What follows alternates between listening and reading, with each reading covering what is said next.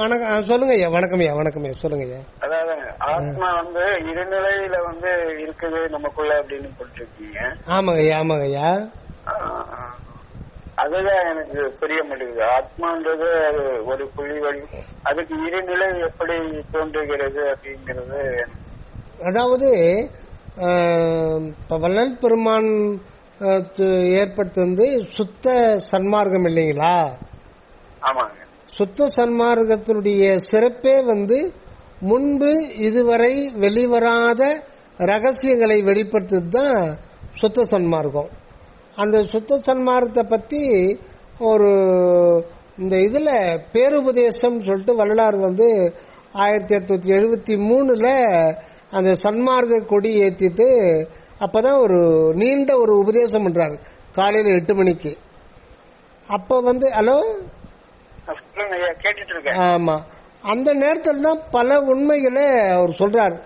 அதுல சொல்லும் பொழுது என்ன சொல்றாருன்னா, நீங்க இதுவரையில லட்சியம் வைத்து கொண்டிருந்த மற்ற சமய மத யோக மார்க்கங்கள்ல லட்சியம் வைக்காதீங்க அப்படின்னு சொல்றாரு. வேதம், ஆகமம், புராணம், இதிகாசம் இதுல எதையுமே லட்சியம் வைக்காதீங்க. அதுல உண்மை ரொம்ப குழு குறியா ரொம்ப ஏகதேசமா தான் சொல்லியிருக்காங்களே ஒழிய உண்மையை பகிரங்கமா வெளிப்படையா சொல்லல. உண்மையை மண்ணை போட்டு மறைத்து விட்டார்கள். அதே போல இதுவரையில் உலகில் பரவி இருந்த சைவம், வைணவம், பௌத்தம், கிறிஸ்துவம் முதலான மதங்களில் கூட சமயங்களில் கூட நீங்க லட்சியம் வைக்காதீங்க. அப்புறம் வேதம் ஆகமத்தில் கூட லட்சியம் வைக்காதீங்க அப்படின்னு சொல்லிட்டு திட்டவட்டமா சொல்லிடுறாரு. அதை நீங்க அகவல்லையே சொல்றாரு. சாதியும் மதமும் சமயமும் பொய் என அது எல்லா கருத்துமே உடன்படக்கூடிய கருத்துங்க. அதுல எந்த மாற்று கருத்தும் கிடையாது. ஆமா, அது இப்ப நீங்க சொல்ல வரத்துக்கு தான் சொல்றேன் நானு. ஆன்மா இரட்டை வாழ்வுக்கு உட்பட்டது அப்படின்னு சொல்றாரு சரவணானந்த சாமி. இதுதான் வள்ளலார் சொல்லும் போது அந்த பழைய உண்மைகள் இப்ப ஆண்டவரே சொல்லும் போது முழு உண்மையை கடவுளே சொல்றார். அந்த உண்மை என்னன்னா, அந்த அன்பு என்கின்ற தத்துவம் தான் இருக்கு உலகத்துல. அது ஒன்னே ஒண்ணுதான் இருக்கு. அதுதான் பதியாக, பசுவாக, பாசமாக அவங்க சைவ சித்தாந்தத்துல சொல்லியிருக்கு. ஐயா நீங்க சொல்ற ஐயா நீங்க சொல்றதுதான் நான் சொல்றேன். இது அடிப்படையா இதை புரிஞ்சுக்கிட்டா தானே அது நீங்க சொல்றத விளக்க முடியும். இல்லைன்னா டைரக்டா விளக்க முடியாது. அதுக்காக தான் சொல்றேன். நீங்க சொல்றதுக்கு தான் வரேன். கொஞ்சம் ஒரு நிமிஷம் பொறுமையா இருங்க. ஓகேங்களா? அந்த அவங்களுடைய கூற்றுப்படி பதி, பசு, பாசம் என்ற முப்பொருள் இயற்கையாகவே இருந்தது. இது மூணுமே அனாதியானது. இது தனித்தனியாக இருந்தது அப்படின்றாங்க. அதை மறுப்பதுதான் சுத்த சன்மார்க்கம். அது தனித்தனியெல்லாம் இல்ல, முப்பொருளும் ஒன்று அது என்பார் வெண்ணிலாவே. அந்த மூன்றும் ஒன்றாய் முடிந்ததென்ன வெண்ணிலாவே. அது இறைவனே சொல்றார். இந்த மூன்றும் இதுவரையில தனித்தனி முத்தனி பொருள்களாக கண்டார்கள். அது அப்படி கிடையாது. எனது நிலையில நானே தான் மூன்று பொருளுமாக அனுபவத்துக்காக விளங்குகிற கடவுள், ஆன்மா, உலகம், இது மூன்றுமே நான் தான் அப்படின்னு சொல்ல வர்றார். இந்த இடத்துலதான் அந்த ஆன்மா என்ற ஒரு இடத்துல தான் ஆண்டவரே அனுபவத்துக்கு வர்றார். ஆன்மா என்ற ஒன்று இல்லை என்றால் ஆண்டவருக்கு அனுபவம் என்பதே இல்லாமல் போகும். ஆண்டவர் அகண்ட ஆகாசம் முழுதுமே அன்பு என்கின்ற ஒரு சத்துவமாக நிறைந்திருக்கிறார். ஆனால் அவருக்கு அனுபவம் அங்கு கிடையாது. இந்த பிரபஞ்சம் ஏன் தோன்றியது, இந்த பிரபஞ்சம் ஏன் தோன்றியது, மனிதன் யார், மனிதன் யார், ஆன்மா யார், நான் யார் என்ற கேள்விக்கு இதுவரையில் எந்த சமய மத யோக வேதாக மார்க்கங்களிலும் உண்மை சொல்லப்படவில்லை. இது தருணம் தான் ஆண்டவர் சொல்லுகிறார். ஆக இறைவனே அருவம், அருவுருவம், உருவம் என்கின்ற மூன்று தோற்றமும் கூடிய ஒரு திரிபுடியிலே ஆண்டவர் தன்னைத்தானே வெளிப்படுத்தி கொண்டுகின்ற ஒரு நிலைதான் ஆன்ம நிலை. அந்த ஆன்ம நிலை தான் உள்ளொளி, உயிர், உடல் என்கின்ற 3 தோற்றத்தோட இந்த உலகத்துல வாழ்ந்துகிட்டு இருக்கு. ஆக இங்க வாழ்ந்து கொண்டிருப்பது யாரோ அப்படிலாம் கிடையாது, இறைவனே தான் அனுபவ வாழ்வுக்காக வாழ்ந்துகிட்டு இருக்கார். இப்படி இருக்கும் பொழுது இப்பெல்லாம் நாம உண்மை அறியாம இருக்கிறோம். ஆனால் அந்த உண்மை நாணயத்துக்கு எப்படி 2 பக்கங்கள் கொண்டதோ அதே போல கடவுள் உண்மை 2 பக்கங்களில் விளங்குகின்றது. இதைத்தான் உபய பக்கமும் ஒன்று என காட்டிய அபய சிற்றபையில் அருட்பெரும் ஜோதி. உபயம்னா 2 பக்கங்களையும் இறைவன் தான் ஏற்றுக்கொண்டிருக்கிறார். அதைத்தான் மணிவாசகர் இன்பமும் துன்பமும் இல்லானே அப்படின்னு சொல்றார்.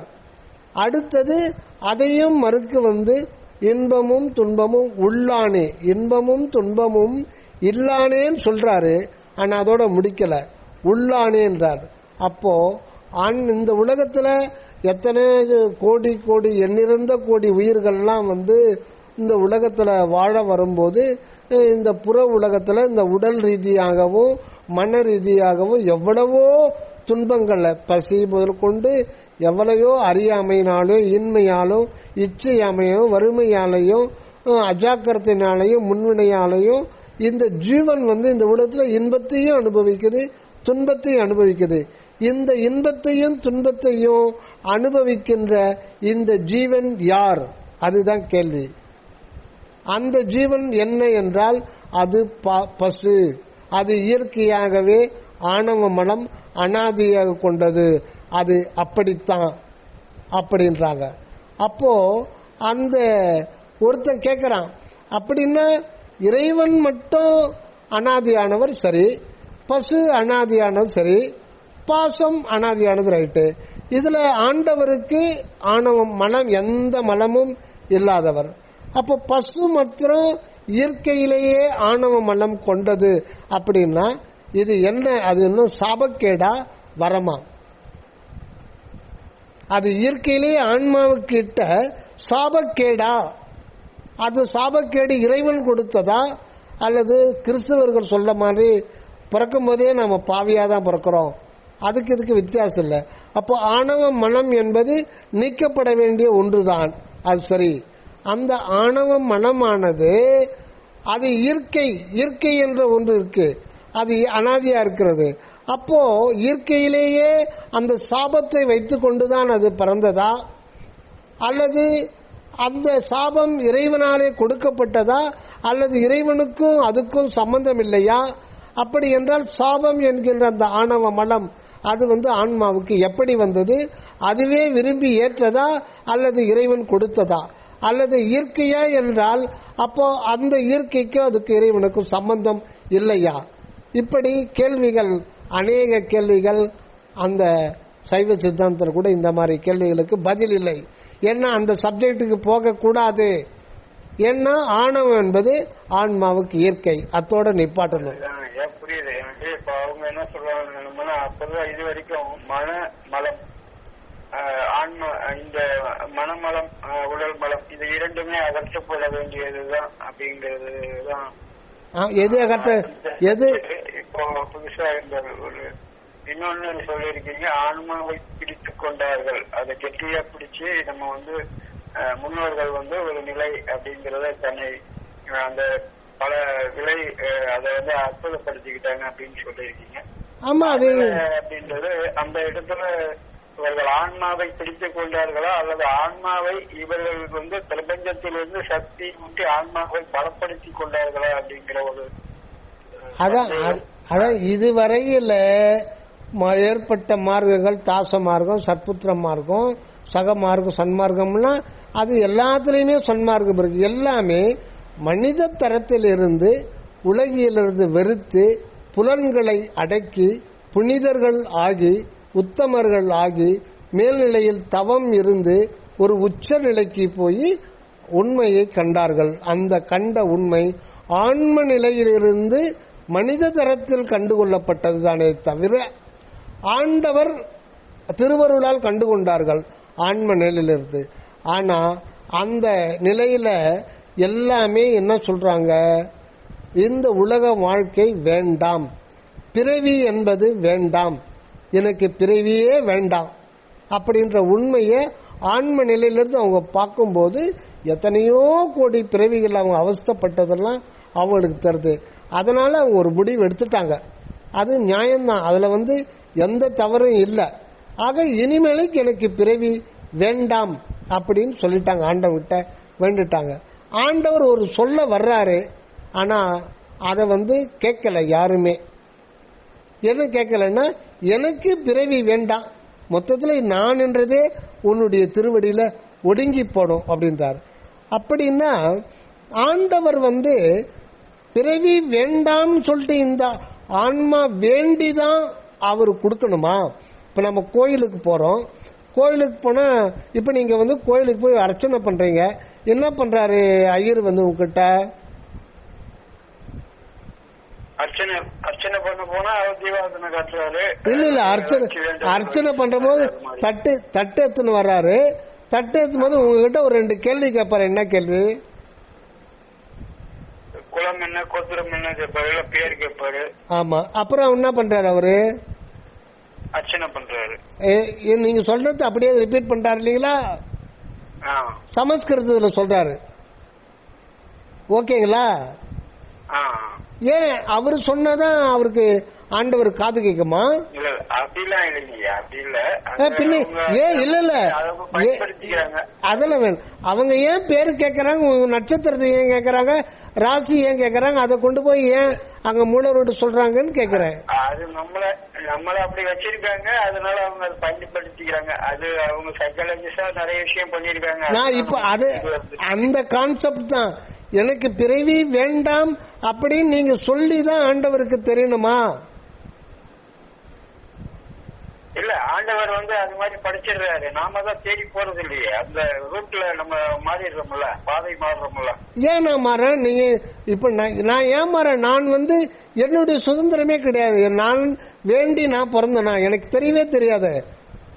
இந்த ஜீவன் எப்படி வந்தது, இந்த ஜீவன் எப்படி வந்துச்சு, நான் இங்க பிறக்க போறேன்னு சொல்லிட்டு எனக்கு தெரியுமா? ஐ ஆம் இன்னோசன்ட். பின்ன எப்படி? அப்போ இப்ப இந்த ஜீவன்றது என்ன? இந்த ஜீவன் யாரு? மனித இனம் தேட மாட்டேங்குது. அப்போ இப்போ நம்ம ஏதோ படிக்கிற ரைட்டு, எங்கேயோ லட்சத்துல ஒருத்தங்க ஆடு மேய்க்கிறதுக்கான அவனுடைய நிலைமை என்ன? அவன் அவஸ்தைப்பட்டுக்கிட்டு தானே இருக்கான். அவனும் ஒரு ஜீவன் தானே. அவனுடைய கதி என்ன? நம்மளை விட்டுடுங்க, நம்ம புக்கு பட்டிருக்கோம். அவன் அன்றாட வாழ்க்கையில அவன் கஷ்டப்படுறான், அவன் நோய் நொடியில கஷ்டப்படுறான், பசிப்பிடியில கஷ்டப்படுறான். அந்த ஜீவன் என்ன பாவம் பண்ணுச்சு, அதை விடுங்க. இப்ப எங்க தெருல காலையில பாக்குறேன் ஒரு வயதான நாய் இல்லைங்களா, வயதான நாய் நடக்க முடியல, அது எலும்பு தான் தெரியுது, அதனுடைய தோல் முழுதும் அது புண்ணாயிடுச்சு, அங்க முடியே இல்லை.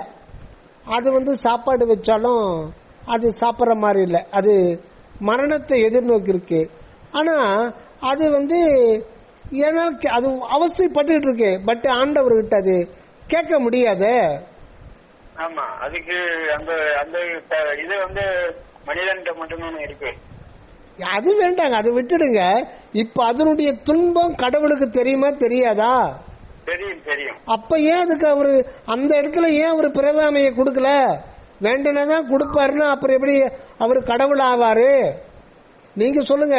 நீங்க சாஸ்திரத்தெல்லாம் சொல்ல வேண்டாம். நீங்க திருவாசகமோ எதுவும் படிக்கிறது கிடையாது. இப்ப அடியன் கேட்கிற கேள்விக்கு சொல்லுங்க. என்ன, நான் அடியன் ஒரு ஜீவன் இல்லீங்களா? எனக்கு பக்கமோ அல்லது உலக வழிபாட்டு பக்கமோ நான் போறது இல்லை அதிகமா. எனக்கு உரிமை இருக்குங்க. நான் முன்னோர்கள் சொன்னதுல அப்படியே ஏத்துக்க மாட்டேன்.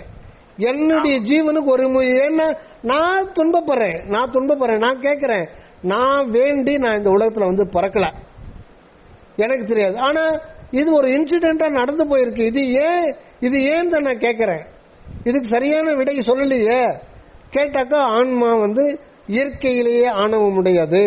அந்த ஆணவத்தை நீக்கத்துக்காகத்தான் மாயாமலத்தையும் கண்ம மலத்தையும் கடவுள் சேர்க்கிறாரு. அது என்னால் ஒத்துக்க முடியலையே. அதை சொன்னா நீ இதை ஒத்துக்கல நீ நரகத்துக்கு தான் போவேன்றாங்க. எந்த மதத்தில் கேட்டாலும் நீ இதை ஒத்துக்கலன்னா பெரியவங்க சொல்லுவது நீ மீளாத எரிடறதுக்கு தான் போவேன்னு சொல்றாங்க. இதையே ஒத்துக்கிட்டு நாம அந்த மதத்தை நீக்கினாதான் நம்ம இப்ப நம்மளுடைய பிறவி பயணம் நாம அடைய முடியும். எனக்கு என்ன தலையெழுத்து என்னை ஏன் படைச்சேன்னு கேக்குறேன். நான் எனக்கு தெரியாது என்னை யார் படைச்சதுன்னு தான் இப்ப கேள்வி. நான் விரும்பலையே. நான் இந்த உலகத்துல வாழ்வுன்னு என்னன்றதை நான் கேட்கிறேன். What is the secret of the life? ஏன் என் தலைமையில வாழ்வுன்னு இந்த இதை சொல்றீங்க? அந்த நாய் சார்பில் தான் நான் உங்ககிட்ட கேட்கிறேன். அந்த நாயா இருந்துகிட்டு கேட்கிறேன். அந்த நாய்க்கு என்ன தெரியும்? அது அவஸ்தைப்பட்டு இருக்கு. அந்த நாயினுடைய சார்பில் உங்ககிட்ட கேட்கிறேன். இப்ப இந்த நாய்க்கு என்ன சொல்ல போறீங்க? அதுக்கு விட விரும்பினாலும் விரும்பாட்டியும் அந்த பிறப்புங்கிறது அது ஒரு சுழற்சி முறையா வந்துட்டு தானே இருக்கும். அடுத்தடுத்து உயிரின் வளர்ச்சி இருக்கதானே செய்யும். என்னங்க ஐயா இவ்வளவு நேரம் நான் சொல்லிட்டு இருக்கேன். அதுதாங்க அந்த ஜீவன். இப்போ ஆணவ மனம் மட்டும் இருந்தப்போ அதுக்கு சைவ சித்தாந்தம் என்ன சொல்லுதுன்னா, அந்த பசு ஜடம் போல் இருந்தது. இந்த ஓரறிவு தாவரம் கிடைக்கிறதுக்கு முன்னாடி அது எந்த ஒரு உணர்வும் இல்லாம ஒரு இது மாதிரி ஒரு இது கட்டை மாதிரி அல்லது கல்லு மாதிரி ஒரு உயிரற்ற ஜடப்பொருள் எப்படி இருந்ததோ அந்த மாதிரி உணர்வற்ற நிலையில் இருந்தது அப்படின்னு சொல்றாங்க. Right, okay. அந்த நிலையில எனக்கு எந்த உணர்வும் இல்லை. அப்போ உணர்வே இல்லாத போது எனக்கு எந்த இன்பமும் துன்பமும் இல்லை. அப்படியே ஆண்டவர் விட்டுவிட வேண்டியதுதானே. என்னை ஏன் ஜீவன் இது பண்ணாரு சொல்லுங்க. இல்ல புரியுதுங்க, நீங்க சொல்ற அந்த கருத்து புரியுது. இதை பத்தி நானும் இனிமேல் அதெல்லாம் பார்க்கணும். நீங்க சொல்ற கருத்து எனக்கு புரியுது. இப்போ இன்னொன்னு, எல்லா மதங்களும் முதல்ல நம்ப சொல்லுது. முதல்ல அவங்க சொல்றத நம்ம அப்படியே நம்பணும். அதை மறுத்தால் நீ எரி நரகத்துக்கு போவாய். கேட்டா பெரியோர் பாட்டில் நீ பிழை சொன்னாயா, போ எரி நரகத்துக்கு போ அப்படின்னா அது பரவாயில்ல, நான் ஒத்துக்கிறேன். ஆனா நான் ஒரு ஜீவன், தனிப்பட்ட ஜீவன். நான் துன்பத்தை அனுபவித்துட்டு இருக்கேன். எனக்கு முன்பிறவிலாம் எனக்கு தெரியாது. நான் எழுகடல் மணலை அளவிடின் அதிகம் எனதிடர் பிறவி அருணினார் பாடியிருக்க. நான் அடியனும் பாடுறேன். பட் எனக்கு அனுபவம் இல்லை. ஐ ஆம் இன்னோசன்ட், ஐ ஆம் இக்னோரண்ட். நான் இருள் இருக்கேன். ஆனா ஏன் இந்த இருள் இருக்கேன், ஏன் நான் இந்த பிறந்தேன் அது எனக்கு தெரியலையே. நானா பிறந்தேனா தெரியலையே. இவ்வளவு நேரம் அந்த சொன்னதுல முக்கியமா நான் உணர்றது என்னன்னா, நீங்க அது மனம் ஒரே மாதிரி இருந்துச்சு, கல் மாதிரி இருந்தோம், உணர்வு கிடையாது. இந்த உணர்வு ஏன் ஏற்பட்டது, அதுல இருந்து தானே இப்போ இந்த நிலைக்கு நம்ம வந்திருக்கோம். ஏன் ஏற்பட்டுச்சுன்னு கேக்குறீங்கல்ல, இந்த கேள்வி இந்த ஒரு இதைதான் நான் ஆராய்ந்து பார்க்கணும் ஐயா. இதைதான் கண்டுபிடிக்கணும். இதுக்குள்ள நான் பயணிக்கிறேன். இதுக்கான விடை சொல்றதுதான் சுத்த சன்மார்க்கம். அந்த விடை தான் மனிதன் யார்ன்றதுல இருக்கு. நீங்க அதை அப்படியே உங்களுடைய போன்ல ஸ்டோர் பண்ணி வச்சுக்கோங்க. பல முறை போட்டு கேளுங்க, அதுல இருக்கு மேற்கொண்டு.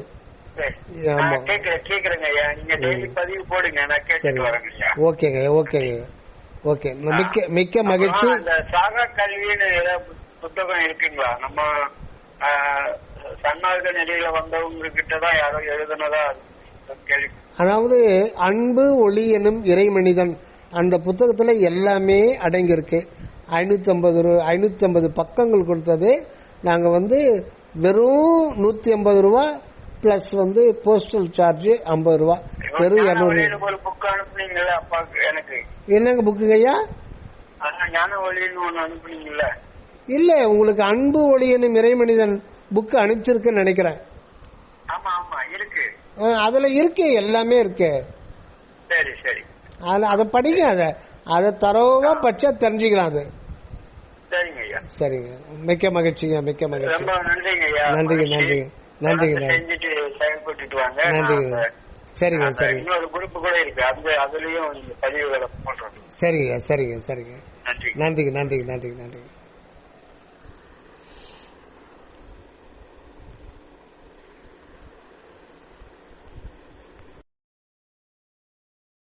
ஓகே ஓகேங்க, நான் மிக்க மகிழ்ச்சி.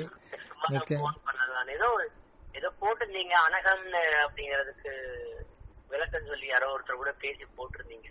அனகம் அனகம் அதானே? அதுங்கயா நீங்க ஒரு பாயிண்ட் சொன்னீங்கல்ல, இந்த என்ன சொல்றது, அந்த சிற்றபையில போய் அப்படியே மனசு கலந்தவங்களுக்கு அங்கிருந்து வெளியே வர முடியாது அப்படின்னு சொன்னீங்கல்ல.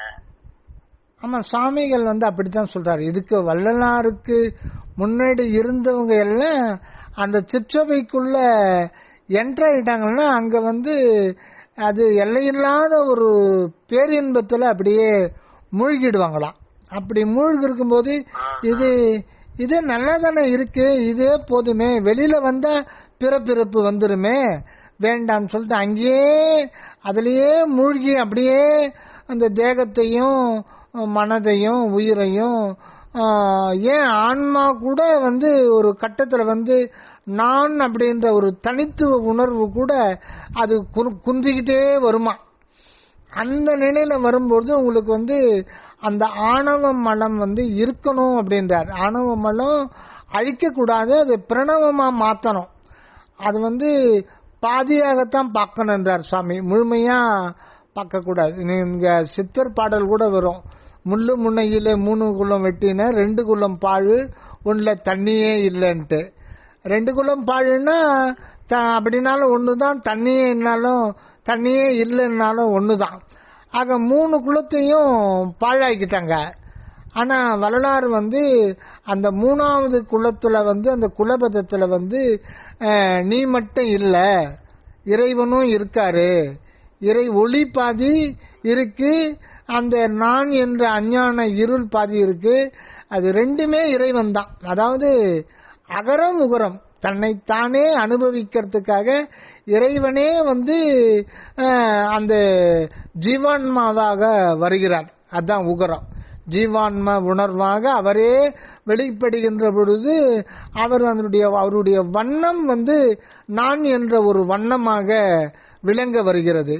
அதுதான் எல்லாருக்கும் நான் சொல்றமே தவிர உண்மையில யாருமே அந்த நான் என்ற ஒரு வண்ணத்தை உருவாக்கவோ விளங்க செய்யவோ முடியவே முடியாது.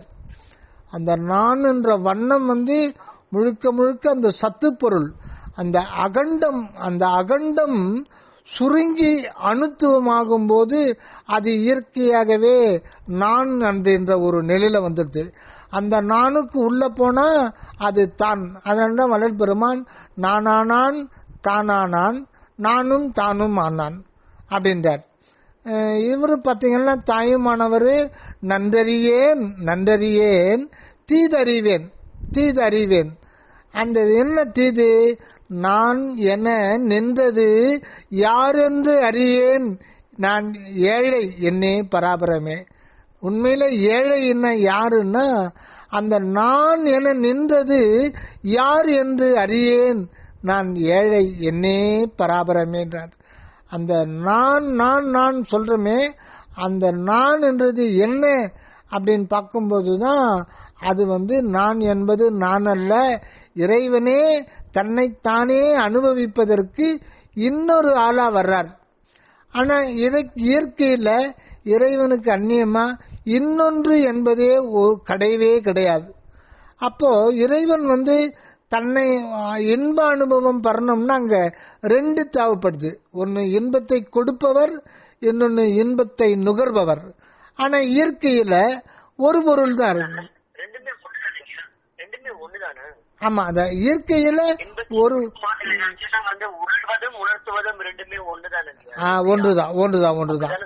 ஆமா ஆமா, இயற்கையில் ஒரு பொருள். ஆமா, ஒரு இயற்கையில் ஒரு பொருள் தான் இருக்கு.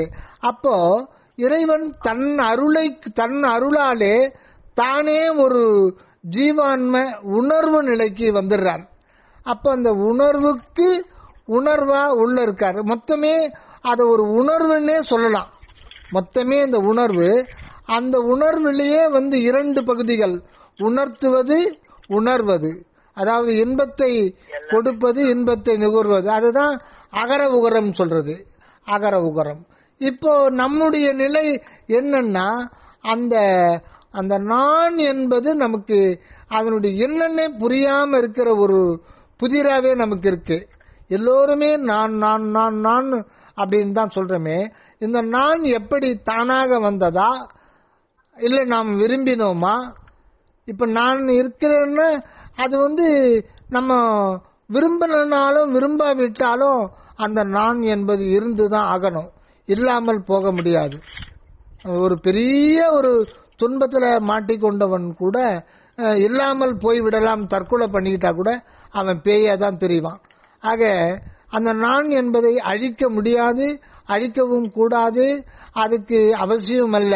ஏனென்றால் இறைவனே தன்னைத்தானே அனுபவிப்பதற்காக இங்கு நானாகவும் தானாகவும் அகரம் என்ற உள்ளொளியாகவும் அந்த உள்ளொளியை அனுபவிப்பதற்காக உகரம் என்ற உணர்வாகவும் இரண்டும் சேர்ந்த ஒரு நிலை தான் ஆன்மாவாக இருக்கிறது.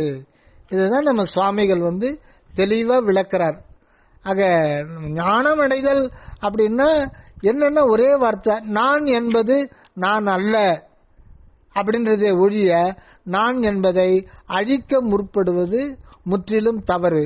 அதை அழிக்க முற்பட்டால் அந்த இது சொல்லுவார் தாய்மான சுவாமிகள் ஒரு இடத்துல, வஞ்சனையே செய்யும் மாமாயை நான் ஒருவன் இல்லை எனில் என் செய்யும் பராபரமே. ஆக இரண்டுமே சொல்றாங்க. கடைசியில நான் என்பது இல்லாமலே போக வேண்டும் அப்படின்ற ஒரு நிலைக்கு அவங்க போயிடும் போது அவங்களுக்கு அந்த சிற்றபையில புகுந்து கொள்ளுகின்ற பொழுது அந்த பொற்சபையை விட்டுட்டு தான் உள்ள போறாங்க. அதனால்தான் வள்ளல் பெருமான் நினைந்து நினைந்து உன்ற பாடல்ல முதல்ல பொற்சபையில் சிற்றபையில் புகும் தருணம் இதுவே.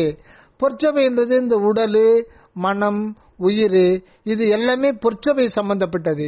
இதெல்லாம் விட்டுட்டு இது வேண்டாம், இதுல இருந்தா பிறப்பு இருப்பு தொல்லை, இந்த சர்க்கிள் இருந்து விடுபட முடியாது, இதுல இருந்து இதெல்லாம் தத்துவம். ஆக இந்த உடலு உலக வாழ்க்கை உயிர் வாழ்க்கை எல்லாத்தையும் விட்டுட்டு தான் நம்ம உள்ள புகுந்துக்கணும். சிற்றபையில புகுந்துட்டாங்க. அங்க எல்லையில்லாத ஒரு ஆனந்தம் சில காலம் விளங்குது. இது நல்லா இருக்கு, இதுலயே இருந்துடலாம். திருப்பி நாம தேகம் சொல்லுங்க. திருச்சபையில போய் இருந்துக்கிறாங்கல்ல. ஆமாங்க ஐயா. அவங்க உலகியல் நடத்திக்கிட்டு தானே இருக்காங்க, அங்க இருந்து உலகியல நடத்திக்கிட்டு தானே இருக்காங்க. இல்ல அப்படியே மேம்பெருந்து அப்படியே சமாதி நிலைக்கு போயிடுறாங்களா? இல்லையே, அது முன்னோர்கள் எல்லாருமே சமாதி நிலை தான்.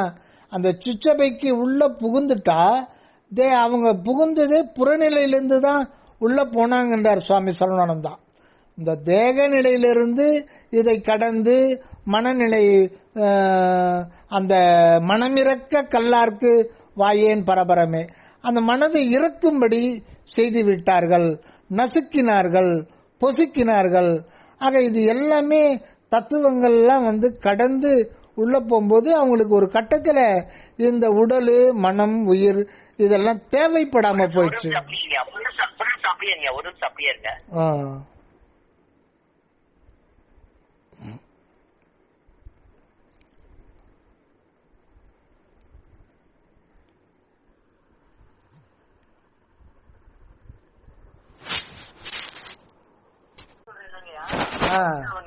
இப்ப இவர் மாணிக்க வாசகர் வானில் கலந்த மாணிக்க வாசகர்னு வல்லார் சொல்றாருல்ல. ஆமா. அவர் ஐக்கியமாயிட்டு அப்படியே இதாயிடுறாரு. அவ்வளவுதான். அவர் தனித்துவத்தை இதெல்லாம் இழந்துடுறாரு, அனுபவத்தை எல்லாம் இழந்துட்டு அப்படியே கடவுளோட ஐக்கியமாயிடுறாரு. ஆமா, அதுதான் நம்ம சுவாமிகள் அகவல் விளக்க உரையில முன்னுரையில அதை போடுறாரு. அதை போடும்போது ஏகப்பட்ட எதிர்ப்பு கடிதங்கள்லாம் வருது. நீ எப்படி சொல்லலாம், மணிவாசகர் அந்த அந்த நிலையில இருக்கிற வரையில அந்த சிவானந்த வெள்ளத்திலே மூழ்கி அனுபவித்தார். உடலை விட்டு சிவஜோதியில் கலந்த பிறகு அந்த அனுபவம் சூன்யமாகிவிட்டது. அதுக்கு சுவாமிகள் ராஜேந்திரன் ஐயா கிட்ட சொன்னார். ஏகப்பட்ட கடிதங்கள் வந்துச்சான் சுவாமிகள் கிட்ட. அந்த ரொம்ப ஒரு வயது கடினமான சொற்களை கொண்டு நீங்க எப்படி சொல்லலாம் மணிக்க வாசகர அந்த மாதிரி அப்படின்ட்டு. அதெல்லாம் தெரிஞ்சுதான் சாமி அதை எழுதினாரு. அதெல்லாம் பொருட்படுத்தல. அதனால அதான் ஏன் முன்னோர்கள் இப்போ எதுக்கு அந்த மாதிரி சொல்றாருன்னாங்கய்யா, எதுக்கு அந்த மாதிரி அவர் சொல்றாருன்னா, அந்த மாதிரி மத்தவங்க அந்த மாதிரி ஆயிரக்கூடாதுங்கிறதுக்காகவும் அந்த மாதிரி சொல்றாங்க. அதை சொல்றதுக்கு காரணம் அதுதான். ஆமா ஆமா ஆமா கரெக்ட் கரெக்ட். மத்தவங்களும் அதே மாதிரி அவங்க நிலைமையிலே போய் அடைஞ்சு அனுபவத்தை இழந்துட்டு ஆமா ஆமா அப்புறம் திரும்ப பிறவி எடுத்து வந்ததுக்கு அப்புறம் தான், மனித பிறவி எடுத்து வந்ததுக்கு அப்புறம் தான் திரும்ப வரலாறு நிலைமை அடையிற வரைக்கும் அவங்களுக்கு வந்து முழுசா சுதந்திரம் இல்ல. அந்த மாதிரி ஆன்மாக்களை தான் வந்து நம்ம வரலாறு வந்து எழுப்பணும்னு சொல்றாரு. அந்த மாதிரி ஆட்கள் நிறைய ஆன்மாக்கள், இந்த திருவள்ளுவர், மாணிக்க வாசகர், இந்த மாதிரி ஆன்மாக்கள் எல்லாமே அதுதான் அவங்க திருப்பள்ளி எழுச்சி அப்படின்னு சொல்றாங்க. திருப்பள்ளி எழுச்சின்னா அவங்க எல்லாம் எழுப்பி விடணும். அந்த மாதிரி ஆன்மாக்கள் எல்லாம் திரும்ப வந்து எழுப்பி விட்டா வந்து அவங்க வந்து திரும்ப மரணமில்லா பெருவாழ்வு அடையிற வரைக்கும் அது வந்து அவங்களே வேணாம் அப்படின்னு சொல்லிட்டு போனா கூட, கடவுள் வந்து பிறப்பு வேணாம்னு அவங்க சொன்னா கூட பிறப்பு வந்து நீங்க முழுமையா நிறுத்தி வைக்க முடியாது இல்லையா? 1 கோடி வருஷம் ஆனா கூட நம்ம திரும்ப வந்துதான் ஆகணும். உண்மையான இல்லையாங்க? இப்ப மாணிக்க வாசகர் இப்ப வந்து பிறப்பு வேணாம் அப்படின்னா அப்படியே முழுகி போயிட்டாரு. எல்லாருமே வரலாறுக்கு முன்னாடி இருந்தவங்க எல்லாருமே பிறப்பு வேணாம்னு தான் சொல்றாங்க. அன்னைக்கு ஏன் இந்த கந்த குரு கவசம்னு கேட்டுட்டு இருந்தேன் சும்மா அந்த முருகன் பாடல்ல. அத முதல்ல வரும், நிஷ்டையும் கைகூடும் வரும். பிறப்பை அழிக்கணும், பிறப்பை ஒழிக்கணும் தான் சொல்றாங்க எல்லாத்துலயுமே. அதுல இருந்து நம்ம தெரியுது அந்த காலம். ஒரு நிமிஷம்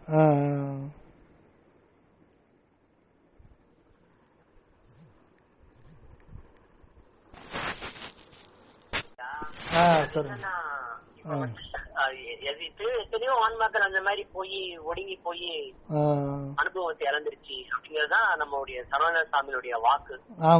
சரிங்களாயா? ஒன்னே ஒண்ணு எனக்கு அது எதுக்கு புரியலன்னா, எல்லாருமே சொல்றாங்க, எனக்கு தெரியாது, எனக்கு புரியாது, சொல்றீங்க சரவண சாமிகளும் வந்து வள்ளலார் அடைஞ்ச நிலைமைதான் அடைஞ்சிருக்காருங்க அப்படின்னு சொல்றீங்க இல்லைங்களாயா? அப்படிதான் சொல்றீங்க நீங்களும். கரெக்டா, அவரே சொல்லிருக்காரு முத்தேகம். ஆனா ஒண்ணு வந்து வள்ளலார் வந்து சொல்றாரு, அவரு சரண என்கிட்ட சொல்றது நான் அப்பன்னு சொன்னேன், என்கிட்ட சொல்றது அப்படி சொல்றேன் நானு. வள்ளலார் வந்து சொல்றாரு, அதாவது வந்து நம்ம உடல் வந்து அந்த நிழல் வந்து கீழே விழக்கூடாது அப்படின்னு சொல்றாரு சுத்த தேகத்துல. ஆனா சரணசாமிகளுக்குலாம் அவருக்கு நிழல் கீழே விழுந்துச்சு இல்லைங்கய்யா?